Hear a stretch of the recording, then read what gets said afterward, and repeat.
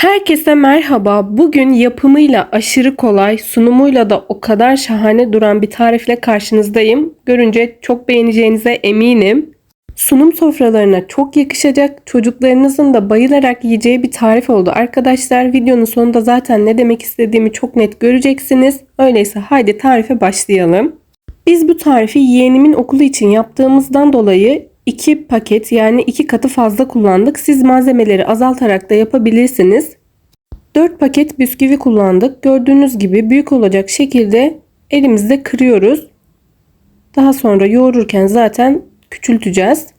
Yaklaşık 150 gram tereyağı kullandık. Göz kararı da kullanabilirsiniz arkadaşlar. Tam miktar belirtmem zor olur arkadaşlar. Gördüğünüz gibi küçük bir tencerenin içerisine bu kadar ekledik. Şimdi yağı erimesi için ocağa koyduk. 2 su bardağı süt, 2 su bardağı da şeker kullandık.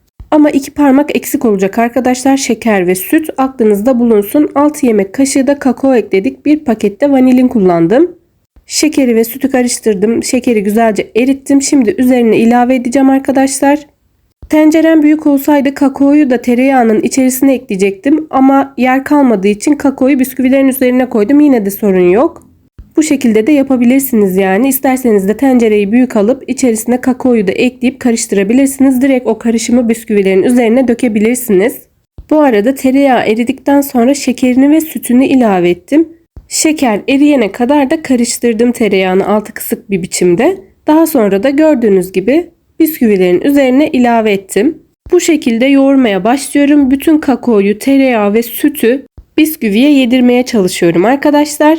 Bu arada yuvarlamaya başlamadan önce tadım yapıp kuru olup olmadığına bakıp tekrar süt ya da tereyağı karışımı yapıp ilave edebilirsiniz. Aklınızda bulunsun. Aşırı kuru bir karışımınız olmasın arkadaşlar. Toplarımız hafif nemli olursa daha lezzetli olur. İsterseniz tereyağı eklemeden sadece süt de ekleyebilirsiniz. Biraz ısıttıktan sonra çok fazla kaynatmanıza gerek yok. İstediğiniz şekillerde boyutlandırabilirsiniz arkadaşlar. İster daha büyük toplar yapabilirsiniz, ister daha küçük toplar yapabilirsiniz. Şekli tamamen size kalmış. Küçük çocuklara yaptığımız için biz biraz süslemesinde değişik şeyler kullandık. Değişik şeyler dediğimde üzerine Hindistan cevizi ve böyle pasta süsü kullandık gördüğünüz gibi. Onların hoşuna gitmesi için bu tarz şekilde süslemeler yaptık anlayacağınız. Dediğim gibi boyutu da tamamen size kalmış. Ben ortalama bir ceviz büyüklüğünde yaptım. Çocuklar rahatlıkla tüketebilsinler diye.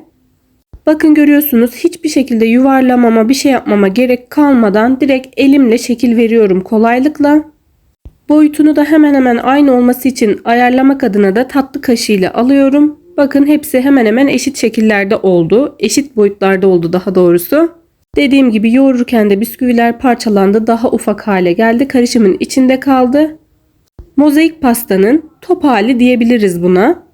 Gördüğünüz gibi şimdi de Hindistan ceviziyle süslüyorum. Gerçekten nefis bir tarif oldu arkadaşlar.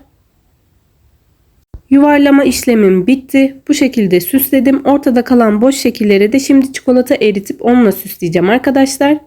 Söylediğim gibi biz 2 katı yapmıştık. Fazlasıyla çıktı. Hem çocuklara yaptık hem de eve kaldı. Herkes bol bol yemiş oldu. Şimdi de çikolatayı benmari ile eriteceğim arkadaşlar. Kaynayan suyun üzerine tuttum ve çabucak erittim. Şimdi bir sıkma poşetinin içerisine çikolatayı koyup ucunu da çok küçük şekilde deldim. Boşta kalan topların üzerini de süsleyeceğim. İstediğiniz şekilde süsleyebilirsiniz. Varsa evinizde beyaz çikolatayla da süsleyebilirsiniz. Tamamını çikolatayla kaplayabilirsiniz. Bu da tamamen size kalmış.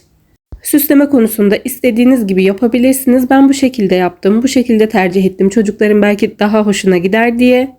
Dediğim gibi üzerine de çikolatayla kaplıyorum. Farklı farklı görünümü olsun diye. Gördüğünüz gibi aşırı kolay bir tarif oldu. Yeğenimle birlikte yaptık. Onun da çok hoşuna gitti. Yerken de yaparken de büyük keyif aldı kendisi.